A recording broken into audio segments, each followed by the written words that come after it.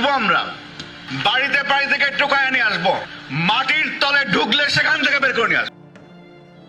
১.৫ মাসের বেশি সময় ধরে সংযুক্ত আরব আমিরাতে আটক সাবেক পুলিশ মহাপরিদর্শক বেনজির আহমেদকে বাংলাদেশে ফেরত দিতে নীতিগত সম্মতি দিয়েছে ইউএই সরকার। তবে বাংলাদেশের আলোচিত এই সাবেক পুলিশ কর্মকর্তাকে কবে দেশে ফেরানো যাবে সেই বিষয়ে নিশ্চিত কিছু বলতে পারছে না কর্তৃপক্ষ। ইন্টারপোলের রেড নোটিশের ভিত্তিতে গ্রেপ্তারের পর দুবাই পুলিশ মামলার নথি পর্যালোচনা করে আরও কিছু আইনি ও কারিগরি তথ্য চেয়েছে। এসব নথি প্রস্তুতের কাজ প্রায় শেষ পর্যায়ে রয়েছে বলে জানা গেছে।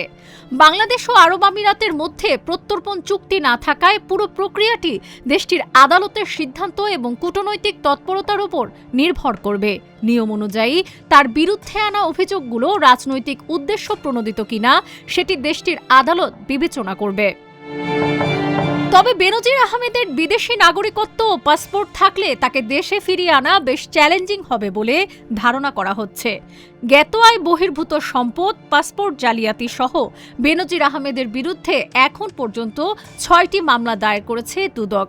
এছাড়া মানবতা বিরোধী অপরাধে আন্তর্জাতিক অপরাধ ট্রাইব্যুনালের মামলায়ও তদন্ত চলছে তার বিরুদ্ধে। বেনজির আহমেদকে দেশে ফেরত আনতে পারলে আইনের শাসন প্রতিষ্ঠা ও কূটনৈতিক সক্ষমতার এক অনন্য নজির স্থাপিত হবে বলে মনে করছেন বিশ্লেষকেরা। ডেস্ক রিপোর্ট, আজকের পত্রিকা।